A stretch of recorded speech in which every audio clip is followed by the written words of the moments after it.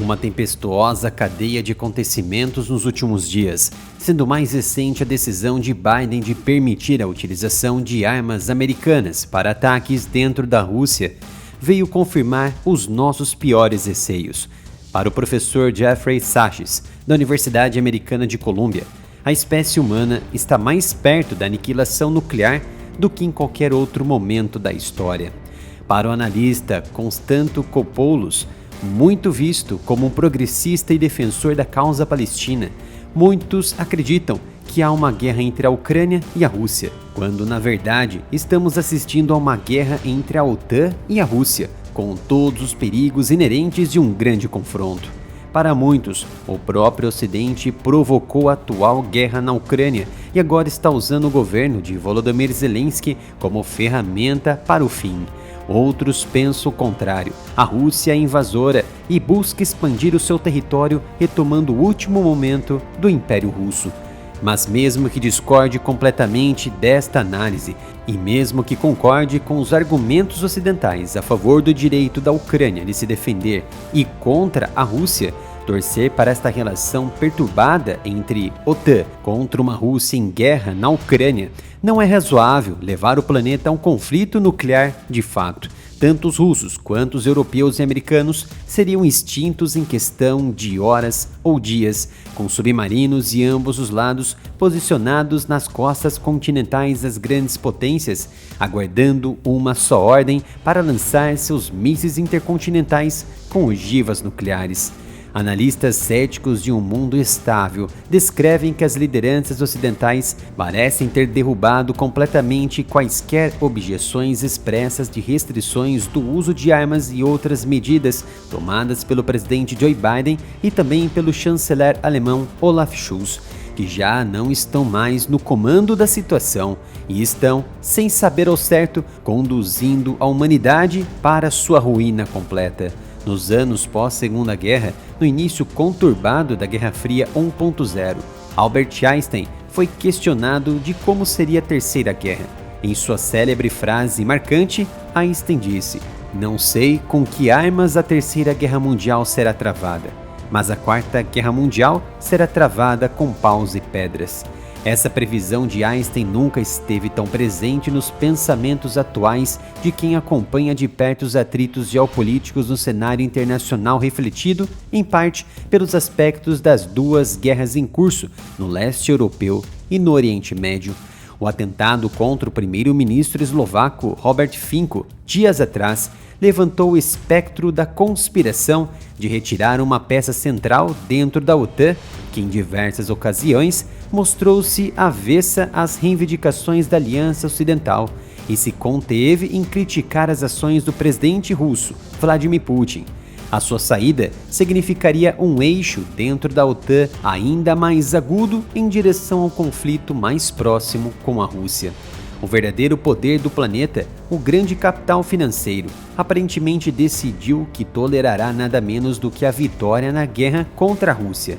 Percebendo a tendência, Trump repetiu argumentos que os seus financiadores gostariam de ouvir. A sua declaração anterior de que bombardearia Moscou e Pequim no caso de uma invasão da Ucrânia ou de Taiwan, caso estivesse no governo. A Ucrânia, ou seja, a OTAN, atingiu 2 radares russos de alerta precoce nos últimos dias, cujo papel é impedir a Rússia de um ataque nuclear. O ataque aos radares nada tem a ver com a guerra na Ucrânia em si, e objetivamente, independentemente das intenções, facilita um possível ataque nuclear contra a Rússia e um possível primeiro ataque surpresa, ou seja, pode razoavelmente ser considerado e constitui de fato o primeiro passo na preparação de um ataque nuclear contra Moscou, o centro das decisões iniciais e finais. Do aspecto ocidental, as lideranças e analistas acreditam que os últimos ataques aos olhos da Rússia contra ICBMs nucleares e também convencionais estavam diretamente ligados à guerra, haja vista que identificavam inúmeras operações aéreas ucranianas nos perímetros de Kherson, Odessa, Crimeia e Mar Negro.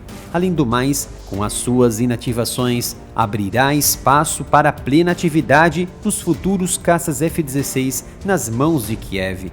Todos esses condicionantes e determinantes aumentam dramaticamente a incerteza e, portanto, aumenta a probabilidade de uma guerra nuclear no mundo. Ajude o canal comprando nossos produtos exclusivos da nossa loja oficial. São mais de 70 itens em camisetas e outros produtos e a qualidade é incrível. Acesse umapinca.com/área militar. Toda a filosofia do controle de armas nucleares durante décadas tem sido garantir a ambos os adversários que não serão atacados de surpresa. Porque se você estiver enfrentando a possibilidade de um ataque surpresa, terá um incentivo para atacar primeiro, antes que o seu oponente possa prejudicar suas capacidades nucleares. Esse princípio foi colocado pelos próprios americanos no centro da filosofia de controle de armas, apesar das objeções iniciais dos soviéticos, que acabaram por ser convencidos, e foi refletido no Tratado ABM de 1972. A lógica é que, se ambos os lados souberem que receberão um golpe retaliatório devastador, não farão um primeiro ataque surpresa. Negociado entre os Estados Unidos e a União Soviética como parte das conversações sobre limitação de armas estratégicas, o agora extinto Tratado de Mísseis Antibalísticos ABM foi assinado em 26 de maio de 1972 e entrou em vigor em 3 de outubro do mesmo ano. O tratado, do qual os Estados Unidos se retiraram em 13 de junho de 2002, proibiu Washington e Moscou de implantarem defesas nacionais contra mísseis balísticos estratégicos. No preâmbulo do tratado, os dois lados afirmaram que limites efetivos aos sistemas antimísseis seriam um fator substancial para conter a corrida às armas estratégicas ofensivas. Na melhor das hipóteses, o que não é nada bom, o ataque aos radares é um caso muito grave que faz Moscou acreditar que os americanos e os seus aliados estejam violando de fato os acordos já estabelecidos entre eles no passado, mas não tão distante assim. Por exemplo, ao New START, ratificado recentemente entre Joe Biden e Vladimir Putin. Isso porque o Tratado New START estabelece que cada lado se comprometa permanentemente a justificar suas atividades nucleares precocemente. Como tal, para o bom ordenamento do tratado, ambos os lados estabeleceram ferramentas próprias de vigilância por radar para observar as atividades nucleares com base nas cláusulas do Tratado New START. Há também uma comunicação direta entre eles. No entanto, com os radares russos atingidos, incapacita Moscou de manter essa fiscalização das atividades nucleares dos Estados Unidos, o que poderia forçar Vladimir Putin a encerrar definitivamente o tratado ainda vigente, mesmo que ele tenha suspendido temporariamente em 2023, sob a preocupação iminente de um ataque preventivo ou de retaliação dos Estados Unidos. Para encerrar essa análise do atual curso das ações das grandes potências no leste europeu e no Oriente Médio, que conflui para uma guerra nuclear de fato, o encerramento do conflito na Ucrânia jamais será concebido com a vitória da Rússia ou da Ucrânia. Não haverá acordo de paz com as tropas russas em solo ucraniano. Não haverá acordo com as tropas russas fora do território ucraniano. E não haverá acordo com Vladimir Putin no poder. De fato, isso já foi declarado pelo próprio presidente ucraniano. Contudo, rezo para estar muito enganado, mas é quase impossível de alcançar um acordo sem o uso massivo de armas nucleares. É pouco provável que sejam alcançados por meios convencionais, como a experiência do conflito na Ucrânia demonstrou até agora. Pessoal, como já sabem, criei um novo canal, o Analytics, onde vou ampliar o meu trabalho sobre geopolítica, defesa e tudo mais. Peço a sua contribuição se inscrevendo e ativando as notificações. Deixei o link do meu novo canal aqui nos comentários e na descrição desse vídeo.